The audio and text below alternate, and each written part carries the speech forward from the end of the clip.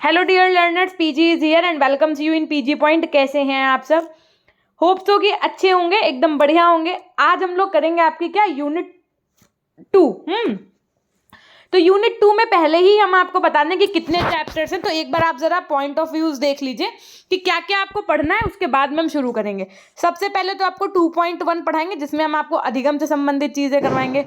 फिर इसके बाद में हम आपको क्या करवाएंगे, यूनिट इसके जो दूसरा चैप्टर होगा यानी 2.2, जिसमें हम अधिगम के आपको सिद्धांत कराएंगे। फिर इसके बाद में तीसरा चैप्टर इस यूनिट का होगा, जिसको आप 2.3 के नाम से जानेंगे, जिसमें हम आपको जो ये अधिगम के व्यवहारिक उपागम होते हैं, क्या अप्रोच होते हैं, जिसमें हम आपको थॉर्नडाइक का सिद्धांत है, पावलोव की थ्योरी है, स्किनर की थ्योरी है, ये करवाएंगे। ठीक है। इसके बाद में आएगी आपकी यूनिट 2 का चैप्टर नंबर 4। यूनिट 2 का चैप्टर नंबर 4 आपका रहेगा अधिगम के संज्ञानात्मक उपागम से संबंधित, यानी कि कॉग्निटिव अप्रोच क्या होते हैं, जिसके अंतर्गत हम आपको गेस्टाल्ट का सिद्धांत क्या था, गैने का सिद्धांत क्या था, और व्यवहारवादी थ्योरी क्या है आपकी ना, वो करवाएंगे। और उसके जस्ट बाद में फिर आएगी आपकी चैप्टर नंबर 2.5, जिसमें हम आपको अभिप्रेरणा मोटिवेशन क्या होता है ये करवाएंगे। फिर 2.6 में हम आपको करवाएंगे अधिगम का स्थानांतरण यानी ट्रांसफर ऑफ लर्निंग, कैसे ये आगे जाती है, तो उससे संबंधित भी कुछ आपके उसके अंतर्गत कुछ नियम होंगे, कुछ चीज़ें होंगी।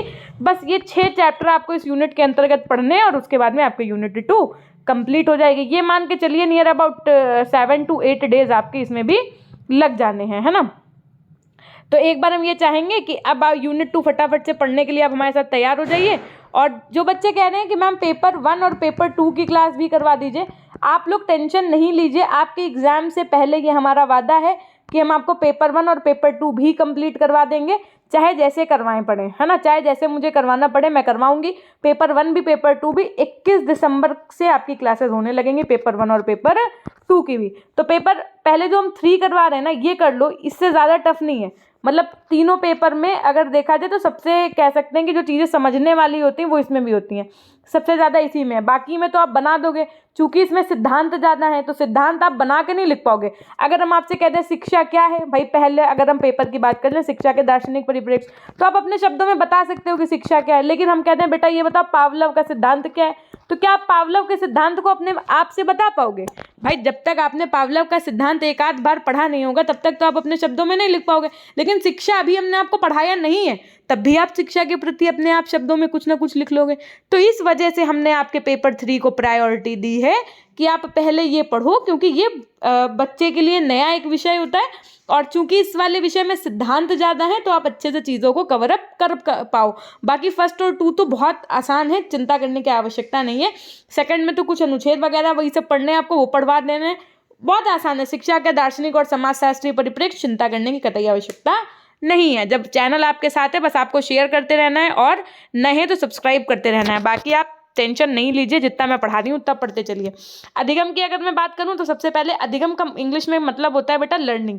लर्निंग का मतलब यही नहीं है सिर्फ कि बेटा A to Z हमने बच्चे को याद करा दिया हो गया लर्निंग, या आपने कुछ चीज़ें कुछ सिद्धांत पावलोव का सिद्धांत, स्किनर, जीन पियाजे जो भी हमने आपको पढ़ाया वो आपने याद कर लिया, वो लर्निंग होगी। नहीं, लर्निंग का मतलब होता है कि अधिगम हिंदी में कहते हैं, ठीक।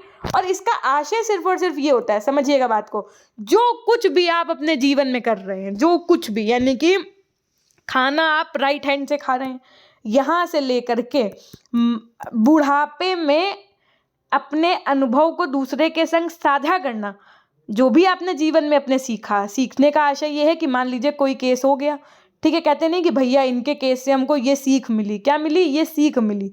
इसका मतलब आप सामने वाले का एक्सीडेंट हुआ, वो बहुत तेज गाड़ी चला रहा था, तो आपको क्या सीख मिली कि गाड़ी धीमे चलानी चाहिए, है ना। जैसे मान लो कि मम्मी ने कोई कढ़ैया ली, ठीक, और सब्जी बनाते समय उसमें तेल में क्या किया, बहुत तेज गैस की आंच थी, है ना, और जीरा डाल दिया, अब जीरा गया जल।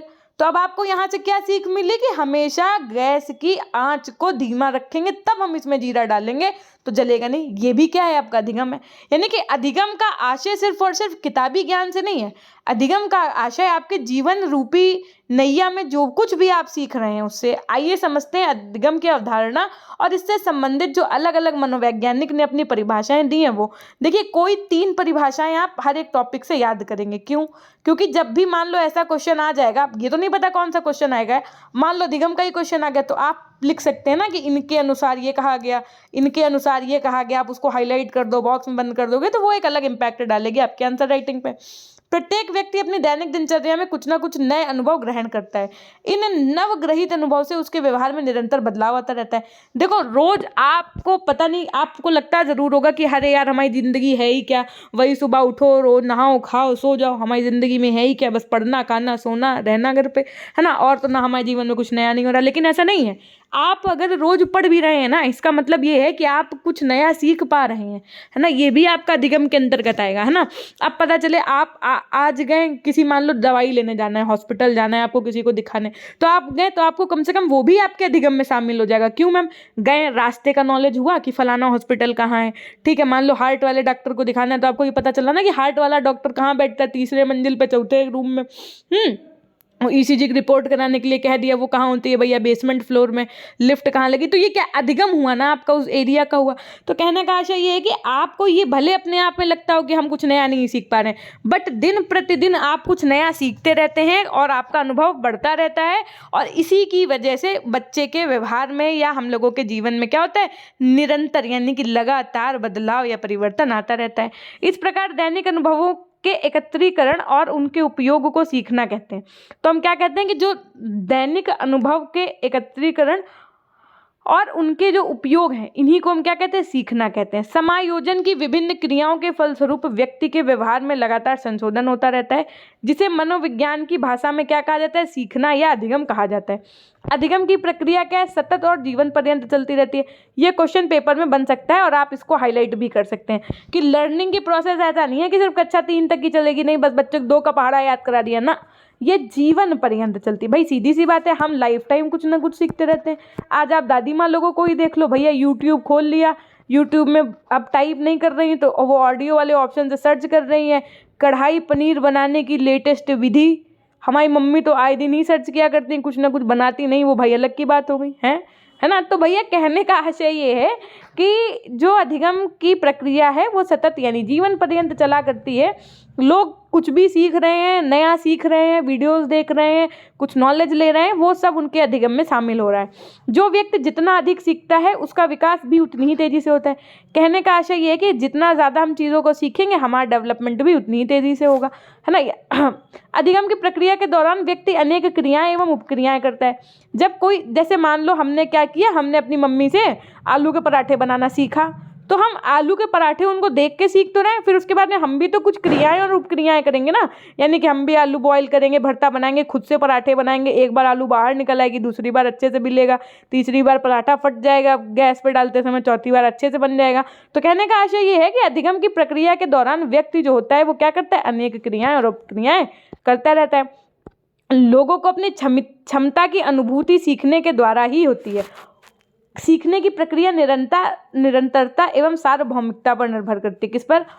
सीखने की जो प्रक्रिया है वो आपकी निरंतरता और सार्वभौमिकता पर निर्भर करती है। मनोवैज्ञानिक अधिगम को एक मानसिक प्रक्रिया मानते हैं। जो आपके क्या है, मनोवैज्ञानिक हैं, जो आपके साइकोलॉजिस्ट हैं, वो लर्निंग को क्या मानते हैं, एक मानसिक प्रक्रिया मानते हैं। विभिन्न मनोवैज्ञानिक ने अधिगम के अर्थ को और अधिक स्पष्ट करने के लिए अपनी परिभाषा दी।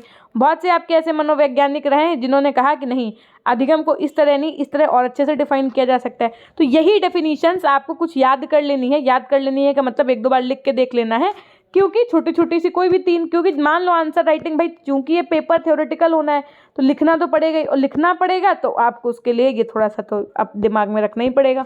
क्रो एवं क्रो के अनुसार इन्होंने कहा, सबने देखो डिफाइन अधिगम को ही किया है। जितने लोग अभी हम आपको पढ़ाएंगे परिभाषाएं, इन सब ने अधिगम की ही परिभाषाएं। लेकिन भाई देखो ऐसे समझो कि जैसे मान लो एक मूवी, चलो एक बात पहले समझ लो, जैसे मान लो आप लोग एक मूवी देखने गए पूरे फैमिली और फ्रेंड्स के साथ, या मान लो ये 4 लोग गए पिक्चर देखने, ठीक है, समझिएगा बात को अच्छे से। ये 4 लोग कहाँ गए भैया, पिक्चर देखने के लिए गए। हमने ये आए लौट करके, हमने कहा बेटा पिक्चर कैसी थी, इन्होंने कहा कि मैम एकदम बेकार थी, कोई उसमें ना कोई ड्रामेटिक सीन कुछ ऐसा था ही नहीं। यह क्या मैम, क्या, इनसे पूछा बेटा कैसी रही मूवी, मैम क्या एक्शन मूवी थी, इतनी औसम मूवी मैम, मैंने पहली बार देखा। इनसे पूछा, ये बोली कि नहीं मैम हम तो बोर ही हो गए, पिक्चर तो छोड़ो मैम, वहाँ कुछ था ही नहीं, मज़ा ही नहीं आया, सारा एकदम बेकार सी एक्शन सीन्स थे, कुछ ट्रेजिडिक और कह सकते हैं लव और ये इमोशनल स्टोरी कुछ थी नहीं। ये इन्होंने कहा कि मैम ओवरऑल कह सकते हैं ठीक ही थी, देख लिया और कुछ अनुभव भी हुआ। हमने कहा चलो ठीक है। तो कहने का आशय ये कि सबके क्या है अपने पॉइंट ऑफ व्यूज इस मूवी को लेकर के अलग हैं। तो सबने अपने अपने अनुसार बताया हमको कि हाँ मैम ऐसी थी वैसी थी। तो वैसे ही यहाँ पर भी है कि मनोविज्ञान में जो आपके जो कह सकते हैं क्या है टॉपिक अधिगम है। तो अधिगम ही नहीं अपितु आगे भी आप देखेंगे सब लोगों ने अपनी अलग अलग परिभाषाएं दी। क्रो ने अलग कहा, स्किनर ने इसको अलग तरीके से समझाया, मॉर्गन गिलफोर्ड ने अलग तरीके से समझाया। तो क्यों? क्योंकि सबके पॉइंट्स ऑफ व्यूज अलग होते हैं चीज़ों को देखने के, है ना। तो क्रो एवं क्रो के अनुसार क्या है कि आदत और अभिवृत्तियों के अर्जन को ही अधिगम कहा इन्होंने। चार्ल्स स्किनर ने कहा व्यवहार में उत्तरोत्तर अनुकूलन की प्रक्रिया को अधिगम। मॉर्गन एवं गिलीलैंड के अनुसार कहा गया कि अनुभव के परिणाम स्वरूप प्राणी के व्यवहार में बदलाव ही अधिगम है। या इन्होंने कहा कि बदलाव या परिवर्तन प्राणी द्वारा सब कुछ समय के लिए निश्चित तौर पर प्रदर्शित किया जा सकता है। क्रानबेक के अनुसार कहा गया सीखना अनुभव के फलस्वरूप व्यवहार के में परिवर्तन द्वारा व्यक्त होता है। मर्फी के द्वारा कहा गया कि अधिगम व्यवहार एवं दृष्टिकोण दोनों का परिमार्जन है। गेट्स या अन्य लोगों के अनुसार कहा गया कि अनुभव और प्रशिक्षण द्वारा व्यवहार में परिवर्तन ही अधिगम है ना। तो इस तरीके से कुछ इनकी परिभाषाएं हैं जैसा कि आप देख पा रहे हैं। अब अधिगम की क्या प्रकृति होती है और क्या विशेषताएं होती हैं ये समझिएगा। सबसे पहले तो योकम एवं सिम्पसन के अनुसार सीखने की सामान्य विशेषताएं कुछ इस प्रकार हैं। पहला, सीखना संपूर्ण जीवन चलता रहता है। इन्होंने कहा कि जो लर्निंग है वो एक समय के बाद रुकती नहीं है, ये जन्म से लेकर के कब तक चलती है? मृत्यु पर्यंत। यानी कि जब तक हमारी मृत्यु नहीं हो जाती तब तक हम कुछ ना कुछ सीखते रहते हैं, कुछ ना कुछ क्या करते रहते हैं, अधिगम हमारे अंदर होता ही रहता है। सीखना परिवर्तन है। योकम और सिम्पसन ने कहा कि लर्निंग इज चेंज। भाई सीधी सी बात है, जो कुछ हम नया सीख रहे हैं इसका मतलब हमारे अंदर बदलाव तो हो ही रहा है। व्यक्ति स्वयं दूसरों के अनुभव से सीख कर, देखो हम आपको इससे संबंधित एक बात बताते हैं। हमारा जीवन इतना बड़ा तो नहीं है कि हम हर कदम कदम कि हम हर जगह पार्टिसिपेट कर पाएँ, है ना, हम हर पहलुओं को छू के देख पाए, नहीं। लेकिन अगर हम अपने अनुभव दूसरों के द्वारा की गई गलतियों से अगर हम अपने जीवन में अनुभव ले लें तो क्या होगा, हमारा जीवन बहुत सुखद हो जाएगा, है ना। भाई मान लीजिए किसी ने वो काम किया और उसको उसमें सफलता हासिल नहीं हुई, तो क्यों नहीं हुई, ये अगर बात हम उसके अनुभव से पहले ही गेन कर लें तो हमारे आगे बढ़ने के चांसेस ज़्यादा जल्दी हो जाएंगे। वरना पता चले हम वहाँ पर पहुँचें और फिर इस व्यक्ति ने जो गलती की थी वही गलती हम भी कर दें। तो इस गलती से बचने के लिए क्यों ना हम इनके अनुभव ले लें। कहने का आशय है कि सीखना ही तो परिवर्तन है ना। उसके बाद में कहा कि सीखना क्या है, सार्वभौमिक है, यूनिवर्सल है। सीखने का गुण केवल इंसानों में ही नहीं पाया जाता है बल्कि जितने भी इस संसार में जीवधारी हैं, जीव जंतु पशु पक्षी, इनमें भी पाया जाता है। सीखना ही तो समायोजन है। Learning is adjustment. सीखना वातावरण से अनुकूलन करने के लिए आवश्यक है। सीख कर ही व्यक्ति नई परिस्थितियों से अपना अनुकूलन कर सकता है। जब वह अपने व्यवहार को नई परिस्थिति एवं वातावरण के अनुकूल बना लेता है तभी वह कुछ सीख पाता है। गेट्स एवं अन्य के अनुसार सीखने का संबंध स्थिति के क्रमिक परिचय से है। सीखना क्या है, विकास है। Learning is growth. व्यक्ति अपनी दैनिक क्रियाओं और अनुभवों के द्वारा कुछ ना कुछ क्या करता है भैया, सीखता रहता है। फलस्वरूप उसका शारीरिक और मानसिक विकास भी होता रहता है।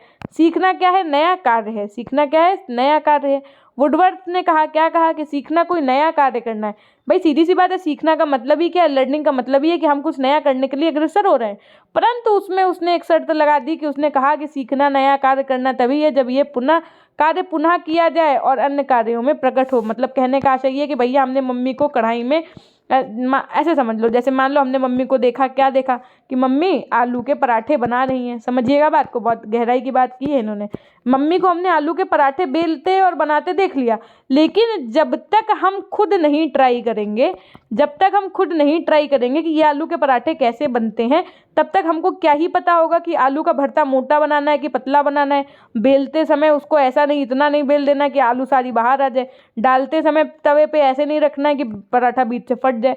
तो ये तो वही बात इन्होंने कही है। क्या कहा कि इन्होंने कहा कि सीखना तो कोई नया कार्य करना है, लेकिन कब, जब उस कार्य को पुनः दोहराया जाए तब।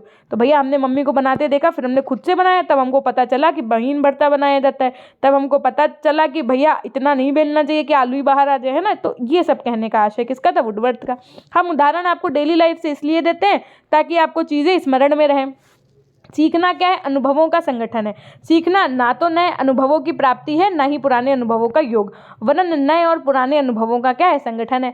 जैसे जैसे व्यक्ति नए अनुभव के द्वारा नई बात सीखता है, वैसे वैसे वह अपनी आवश्यकताओं के अनुसार अपने अनुभवों को क्या करता है? संगठित करता जाता है। सीखना क्या है? उद्देश्यपूर्ण होता है। सीखना उद्देश्यपूर्ण होता है। उद्देश्य जितना ही अधिक प्रबल होता है, सीखने की क्रिया उतनी ही तीव्र होती है। उद्देश्य के अभाव में सीखना क्या होता है? असफल होता है। सीखना क्या है भैया? एक विवेकपूर्ण प्रक्रिया है। क्या है? एक विवेकपूर्ण प्रक्रिया है। लर्निंग इज एक्टिव डीड, है ना। उसी तरीके से अब देखिए, अधिगम की क्या प्रकृति है, क्या विशेषताएं हैं, ये हम आपको बता ही चुके हैं, है ना। अधिगम सीखना क्या है? खोज है, ये तो हम आपको बता ही चुके हैं भाई। खोज भी तो है सीखना, ठीक। अधिगम की क्या आवश्यकता है, क्या महत्व है, ये और समझो। देखो, सबसे पहली बात तो अधिगम समस्त प्राणियों के लिए अत्यंत आवश्यक होता है। बिना अधिगम किसी जीव का कोई प्रयोग नहीं है। वास्तविक रूप से अधिगम मनुष्य और को अन्य जीवों से भिन्न करता है। देखो, हम लोगों के अंदर कैपेसिटी है चीज़ों को सीखने की, यही एक चीज़ है जिससे हमको क्या होता है, हम जो है मनुष्य जो है जानवरों से या जीवों से क्या है? अलग है। व्यक्ति जब अपनी शैशवावस्था में होता है तो वह काफ़ी लाचार एवं दूसरों पर निर्भर होता है। अब बताओ फटाफट से, शैशवावस्था कब से कब तक होती है? हमने आपको यूनिट 1 में पढ़ाया है। तो तब क्या होता है? देखो, बच्चा दूध पीता है तो मम्मी के सहारे, पॉटी सूसू, उठना बैठना, गोदी आना, सब अपनी मम्मा के सहारे होता है ना शैशवावस्था में। वो खुद से तो कुछ नहीं कर पाता है। तो परंतु लेकिन धीरे धीरे क्या होता है? अधिगम के माध्यम से सीखता रहता है। वो सीखने के माध्यम से वो समाज का एक उत्कृष्ट नागरिक बन जाता है एक समय के बाद में। तो अधिगम के कुछ क्या है? निम्न प्रकार के महत्वपूर्ण होता है। किस लिए होता है तो समझो।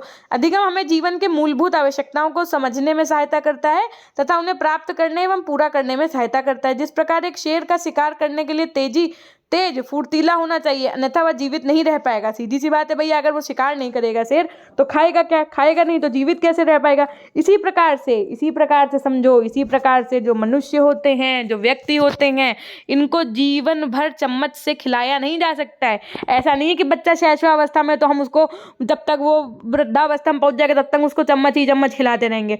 जैसे जैसे वो बड़ा होता है वो खुद से खाना सीख लेता है। भाई, अब खुद से खाना सीखना ये भी तो आपका अधिगम के ही अंतर्गत आएगा ना। आप छोटे से बेबी थे तब आपको मम्मा खिलाती थी ना चम्मच कटोरी से, फिर धीरे धीरे आपने चम्मच पकड़ना सीखा, चम्मच को गलत पकड़ा, है ना। खाते थे तो थोड़ा सा मुंह में जाता था, बाकी सारा जमीन पे गिर जाता था। फिर धीरे धीरे पूरा सीखा आपने कैसे खाया जाता है। फिर क्या हुआ? चम्मच को सही से पकड़ना सीखा। और अब तो आप बढ़िया होटल में अगर आपको हम लेके जाएं तो आप आराम से नाइफ, फोक और स्पून सबका यूज़ करके अच्छे से खा सकते हैं, है ना। तो ये क्या है कि जीवन भर जो है आपको चम्मच से तो नहीं खिलाया जा सकता ना। जैसे जैसे हम बड़े हुए वैसे वैसे हम खुद से ही सीख गए। तो अब क्या है, वो स्वयं भोजन को प्राप्त करना भी सीख लेता है। अब तो कह दो आप लोग तो बनाने भी लगे हो, है ना। तो धीरे धीरे क्या हुआ? हम लोग बड़े हुए, हम लोगों के अंदर अधिगम, हम लोगों ने लर्निंग की और हम सीख गए। तो वैसे ही अधिगम नए वातावरण में सामंजस्य स्थापित करने के लिए भी सहायक होता है। वे प्रायः नए वातावरण में के परिवर्तन से अनुकूलन करने हेतु उसकी जीवन शैली के अनुकूलन करते हैं। न केवल तापमान या परिस्थितियां, बल्कि हमें प्रतिदिन नए लोग, स्थान, नौकरी एवं संबंध हेतु स्वयं को अनुकूलन करना पड़ता है, जिससे अधिगम हमारी सहायता करता है। जैसे मान लो जिस स्कूल में कोई ना कोई आपके ऐसा होगा भी कि जिस स्कूल में आप पढ़े वो क्लास 8th तक ही था, फिर आपको 9th में गए, 9th में आपको नए लोग मिले, नए टीचर्स मिले, नया स्कूल मिला, नया वातावरण मिला, आपको 6 घंटे वहाँ बिताने हैं, है ना। तो आप उनके साथ क्या कर पाए? अनुकूलित महसूस कर पाए। धीरे धीरे करके उनके साथ अपनी डे टू डे लाइफ, आपको पुराने स्कूल की याद भी आती होगी। लेकिन क्या है, अधिगम के माध्यम से आप धीरे धीरे वहाँ पर अपने आप को कैसा फील कर पाए? अनुकूलित महसूस कर पाए। अधिगम हमें विभिन्न परिस्थितियों एवं खतरों की प्रतिक्रिया या उत्तर देने में सहायता करता है। अधिगम के बिना सामान्य जीवन अस्तित्व असंभव है। अधिगम व्यक्ति को कार्य कुशल बनाता है। अधिगम का मतलब क्या होता है? लर्निंग, और उच्च स्थिति प्राप्त करने में सहायता करता है। अधिगम व्यक्ति को किसी भी विषय का गहन अध्ययन प्रदान करता है जो किताबी ज्ञान द्वारा नहीं दिया जा सकता है। सबसे अच्छी बात तो इन्होंने यही कही है, आखिरी लाइन, कि अधिगम व्यक्ति को किसी भी विषय का गहन अध्ययन प्रदान करता है जो किताबी ज्ञान के द्वारा नहीं दिया जा सकता है। भैया एक बात बताओ, जब हम आलू के पराठे बना रहे थे तो उसमें क्या हो रहा था? आलू का भरता हमने मोटा बना दिया, अब हमारा आलू का पराठा फट जा रहा है बेलते समय। तो ये बात तो हमको तब समझ में आई ना जब हमने खुद से आलू को भरता बना करके उसका पराठा बेला है। बात समझना। अब आप अगर ये काम सोचो कि नहीं हम सिर्फ किताब में पढ़ लें और कर लें, तो नहीं। अधिगम इंसान का तभी सबसे अच्छा होता है। ये आपको कुछ चीज़ें ऐसी हैं, जीवन के कुछ पहलू ऐसे हैं जो किताबी ज्ञान से नहीं मिलेंगे। कुछ सीख होती हैं जो मम्मा पापा से हम लोग सीखते हैं।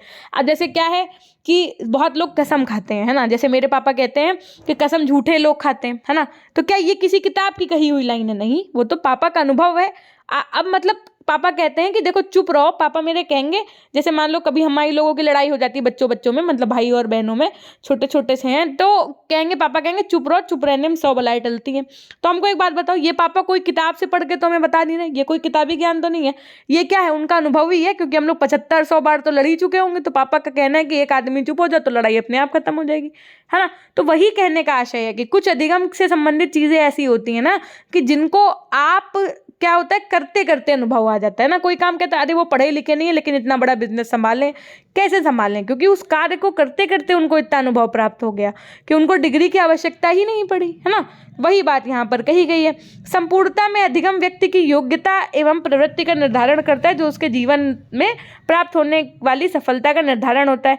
व्यक्ति की प्रतिदिन की सामग्री व्यक्ति अवधारणाओं के अधिगम में सहायक होता है। अर्थात जीतने वाले कुछ अलग नहीं करते हैं, वे सिर्फ उसी काम को अलग तरीके से। बहुत अच्छी लाइन, आप लोग स्टेटस लगाते होगे ना व्हाट्सएप पे अपने अपने, आज ये इस लाइन का स्टेटस लगा देना क्या, कि जो जीतने वाले होते हैं वो कुछ अलग नहीं करते हैं, वो सिर्फ उस काम को अलग तरीके से करते हैं। देखो आप भी यूनिट 4 पढ़ोगे, समझिएगा बात को, है ना, जो 4 यूनिट पढ़ोगे, कोई दूसरा इंसान होगा वो भी यही चारों यूनिट पढ़ेगा। हो सकता है कि वो बंदा 90%, हो सकता है कि आप 95% लाएं और वो केवल 60% ला पाए। तो क्या हुआ आपके और उसके बीच में अंतर? कोई अंतर नहीं। क्वेश्चन पेपर भी दोनों बच्चों को सिमिलर ही मिलेंगे। तो फिर मैम ऐसा क्या हुआ कि हमारे 95 और वो बेचारा 60 पे ही रह गया? हमने कहा जो जीतने वाले होते हैं ना वो कुछ अलग नहीं करते हैं। मतलब ऐसा नहीं है कि जिसका 95% अगर आप लोगों का है तो आप लोगों ने कुछ अलग किया, कुछ अलग नहीं किया। आपने सिर्फ अपने काम को, सिर्फ अपनी इन चारों यूनिट्स को अलग तरीके से पढ़ा, समझ समझ के पढ़ा। यूनिट आप लोगों ने हमारी इन थ्योरेटिकल क्लास यूट्यूब से पढ़ा, तो ये आपने क्या किया, इस काम को अलग तरीके से किया, तो आप आज टॉप कर पाओगे। कहने का आशय सिर्फ इतना है। जब तक कि हमें शिक्षा एवं अनुभव दोनों प्राप्त नहीं होते तब तक अधिगम कभी पूरा नहीं होता। विद्यालय में शिक्षा के माध्यम से हम नागरिकों के अधिकारों एवं कर्तव्यों को सीखते हैं, परंतु अच्छे नैतिक गुण एवं परिवार से एवं अनुभव क्या है, कंपनी के अच्छे व्यवहार से आते हैं। जब तक ये सब गुण व्यक्ति में ना हो तब तक वह एक उत्कृष्ट व्यक्ति नहीं बन सकता है। अतः हम क्या कह सकते हैं, उपरोक्त समस्त तथ्यों से हमें ज्ञात है कि किसी भी व्यक्ति के लिए अधिगम के कुछ महत्वपूर्ण स्थान है। अब अधिगम को प्रभावित करने वाले कारक कौन कौन से हैं? तो एक कुछ होते हैं शिक्षार्थी संबंधी कारक, यानी कि लर्नर रिलेटेड फैक्टर्स। कुछ होते हैं आपके शिक्षक संबंधी कारक, यानी कि टीचर से रिलेटेड फैक्टर्स। कुछ होते हैं आपके विषय वस्तु या पाठ्य वस्तु संबंधित कारक, शिक्षण संबंधी कारक, पर्यावरण से संबंधित कारक आपके होते हैं, है ना। अब ये कारक आपके कैसे रोल प्ले करते हैं आपके जीवन में, अब ये हम आपको कल करा रहे होंगे। शिक्षा संबंधी कारक, अब आपको एक एक करके यही पढ़ना है। विषय वस्तु या पाठ्य वस्तु से संबंधित कारक कौन कौन से होते हैं, है ना, जो अधिगम में हमारी मदद करते हैं। शिक्षण संबंधी कारक कौन से होते हैं जो हमारे अधिगम में मदद करते हैं, है ना। पर्यावरण के संबंधित कौन से कारक होते हैं, जैसे है ना वंशानुक्रम एंड ऑल, तो ये हमारे जीवन में हमारे अधिगम में कैसे मदद करते हैं। उसके बाद में हम आपको कुछ अधिगम के नियम बताएंगे, जिसमें आपका तत्परता का नियम, अभ्यास का नियम और प्रभाव का नियम पढ़ना होगा। अब बस क्वेश्चन ऐसे ही बनते हैं, चिंता करने की आवश्यकता नहीं है। उसके बाद में देखो यहाँ से आपका दूसरा चैप्टर शुरू हो जाएगा, अधिगम के सिद्धांत। ये बहुत इंपॉर्टेंट है। अधिगम के सिद्धांत जो है वो मोस्ट इंपॉर्टेंट चैप्टर है। अधिगम के फिर व्यवहारिक उपागम और अधिगम के संज्ञानात्मक उपागम, आपको ये दोनों सिद्धांत हैं, और जो कि आपको अलग पूरा, अब समझो इसका ये जो पार्ट था ना, अधिगम के जो 2 सिद्धांत है ना, इन्हीं को अलग अलग क्या बना दिया, 2 चैप्टर बना दिया। ये आपका 2.3 चैप्टर बना दिया, ये आपका 2.4 बना दिया। इस तरीके से आपकी पूरी यूनिट हम आपको कवर करवाएंगे। जो आपने पावलव के कुत्ता पर आधारित इनका जो नियम था, है ना, घंटी वाला सिद्धांत, ये सब हम आपको करवा देंगे। चिंता करने की आवश्यकता नहीं है, बस आपको हमारे साथ जुड़े रहना है।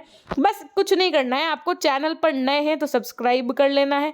बहुत जल्दी आपको इसके नोट्स देने वाले हैं मनोवैज्ञानिक परिप्रेक्ष्य के, है ना, उसमें उस पर पीजी पॉइंट ऐप पे, तो अगर नहीं इंस्टॉल किया है तो कर लीजिएगा। पीजी पॉइंट ऑफिशियल के नाम से हमारी इंस्टाग्राम आईडी है, अगर आपने हमें वहाँ पे नहीं मैसेज किया है, और अगर आपको किसी प्रकार की कोई ज़रूरत है तो कर सकते हैं। उसके बाद में सेशन को लाइक ज़रूर कर दीजिएगा, कमेंट सेक्शन में कमेंट नहीं किया तो कर दीजिएगा। यूनिट 1 के नोट्स आपको कल यानी कि मंडे को नोट्स नहीं क्या कहते हैं जिनसे हमने ये पढ़ाया है ना, ये जो जिससे हमने क्लासेस ली हैं, ये आपको हम एप्लीकेशन पे फ्री ई नोट्स के सेक्शन में प्रोवाइड कर देंगे, तो आप अगर पढ़ना चाहो तो देख सकते हो उससे। ये थी एक छोटी सी जानकारी। मिलते हैं हम आपसे नेक्स्ट क्लास के माध्यम से। तब तक के लिए अपना ध्यान रखिएगा, हमेशा खुश रहिए, मुस्कुराते रहिए, कभी अपने लिए तो कभी अपनों के लिए। Till then take care, bye bye, love you all, love you my dear class. अपना ध्यान रखिएगा और सेशन पसंद आए तो लाइक करना नहीं भूलिएगा, कमेंट सेक्शन में कमेंट करना नहीं भूलिएगा। धन्यवाद।